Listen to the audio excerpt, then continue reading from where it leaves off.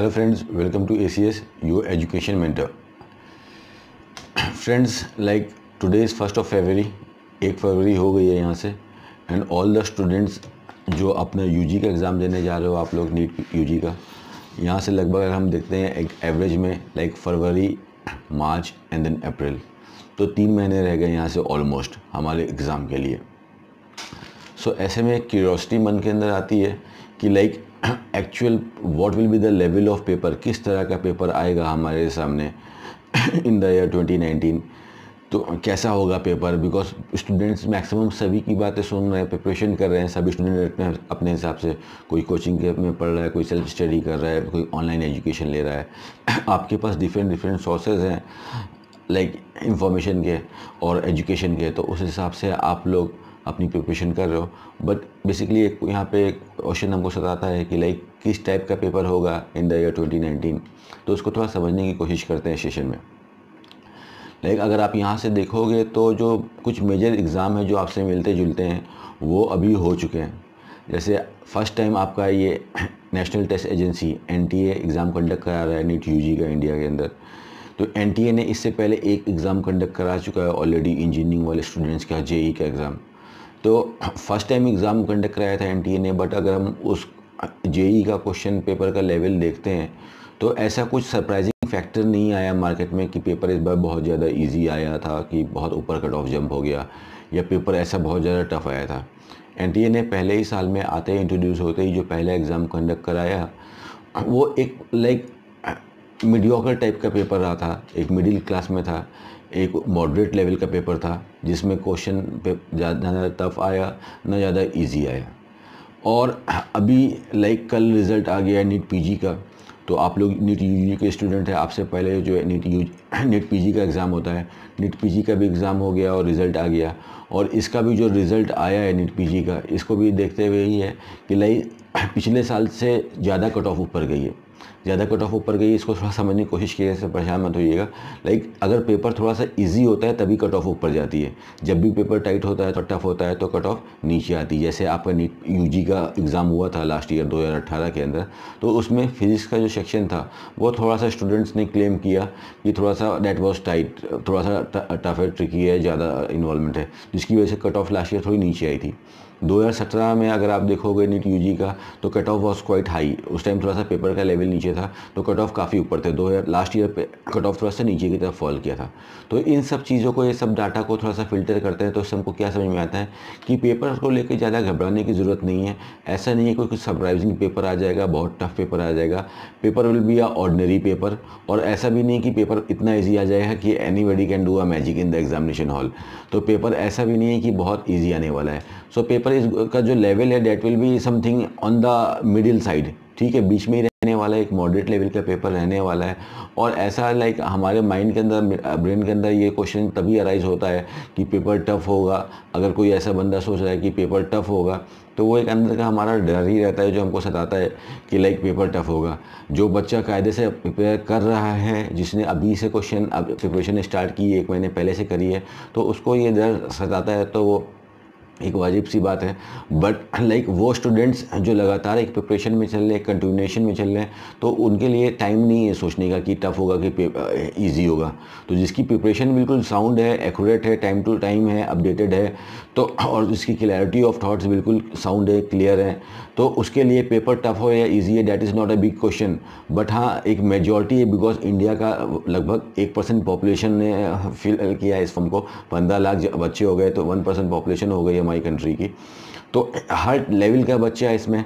तो आप किसी को अपने आप से मत जोड़ो, you are the unique itself. आप सभी बच्चे एक दूसरे से डिफरेंट है। किसी की प्रिपरेशन लेवल बहुत पहले से चल रही है, किसी की प्रिपरेशन लेवल कंटिन्यूएशन में चल रही है, किसी को गैप हो गया, कोई 3-4 साल से कर रहा है, कोई किसी का फर्स्ट टाइम है, ठीक है। तो और कोई स्टूडेंट्स है वो सोच रहा है कि लाइक एनी हाउ मुझे गवर्नमेंट ही निकालना है, कैसे भी करके टॉप गवर्नमेंट कॉलेज में एडमिशन लेना है, बिकॉज मेरे पास प्राइवेट का ऑप्शन नहीं है, हमारे पास इतने फंड्स नहीं कि हम प्राइवेट में हम फीसेस दे पाएँ to do the MBBS course particularly, तो हमको गवर्नमेंट ही निकालना है। कोई ऐसा स्टूडेंट है कि ही इज थिंकिंग कि चलो 200 नंबर भी आ जाएगा तो मैं प्राइवेट कॉलेज में एडमिशन ले लूँगा, whether the fees is higher. Because like जो हमको सिखाया गया बचपन से एक चीज़ है बहुत कॉमन है कि there is a lot of diversity in our nation. India के अंदर बहुत डाइवर्सिटी है, तो एक्चुअली ये चीज़ है, प्रेजेंस में है। डाइवर्सिटी है, हर बच्चा अलग है, सबकी फैमिली अलग है, सबकी कंडीशंस अलग है। हम भी लोग काफ़ी बच्चों से इंटरेक्शन में आते हैं, स्टूडेंट्स में आते हैं, तो सबका सिनेरियो अलग रहता है, सब स्टूडेंट के ऊपर केस स्टडी अलग रहती है।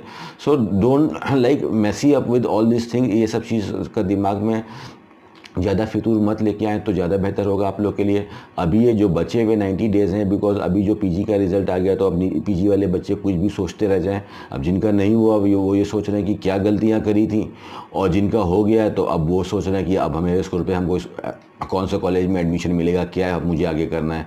तो हर लेवल पे चीज़ें बदल जाती हैं, ठीक है। जैसे हम लोग गेम्स खेलते हैं तो हर लेवल पे चीज़ें बदल जाती हैं, वैसे ही आप एक लाइव गेम चल रहा है आपकी लाइफ में।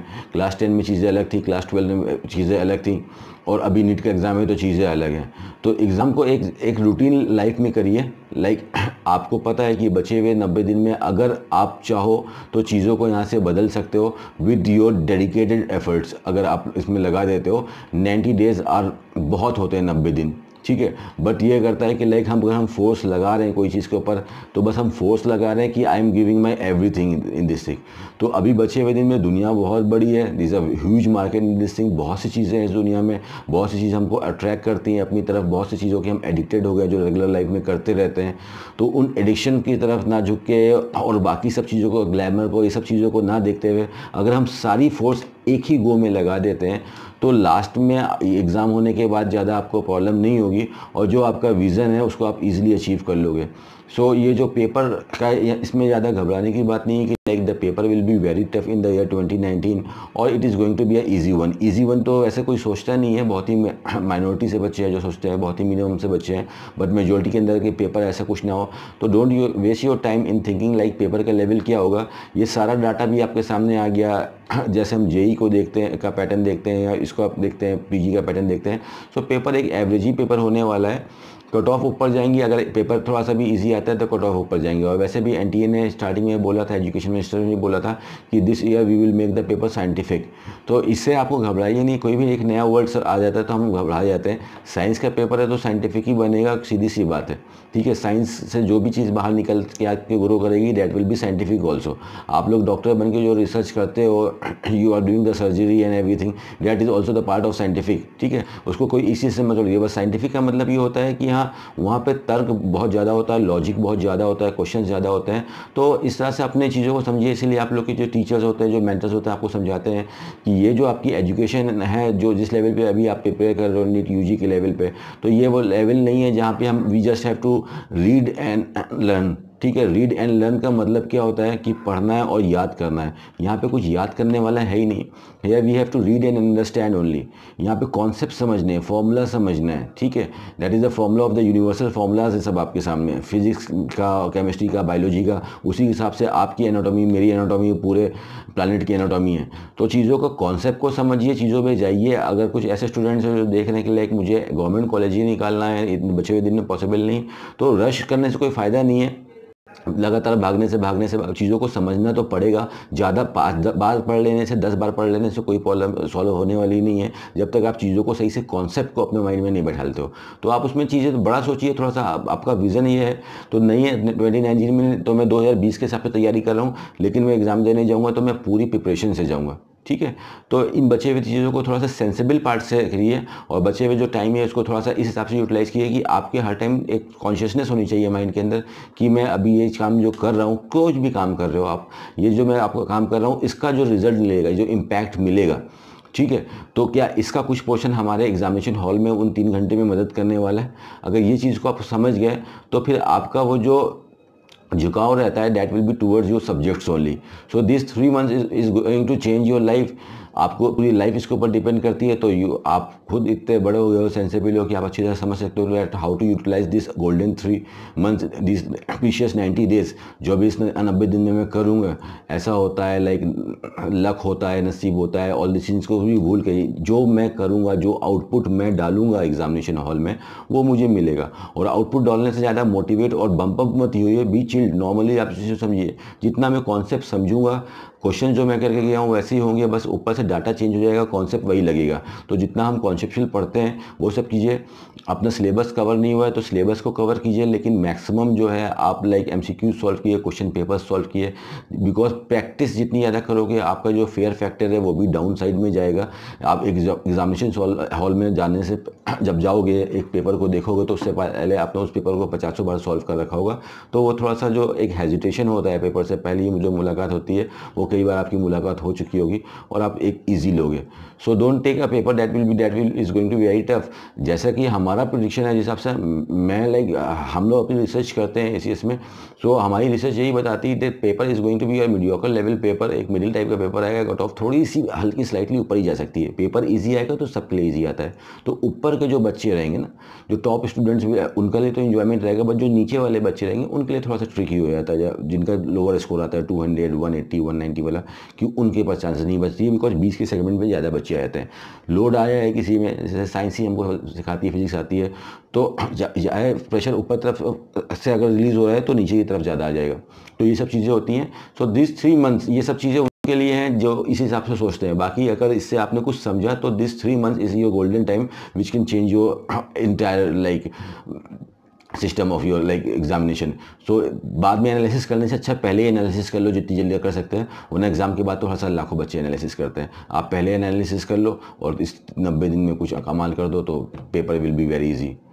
So this is all for today. जो काफ़ी स्टूडेंट्स पूछे थे सर कुछ बताइए पेपर कैसा होगा पेपर, तो ये था जिस हिसाब से मैं सोचता हूँ, मैंने अपनी आपके सामने सोच रख दी।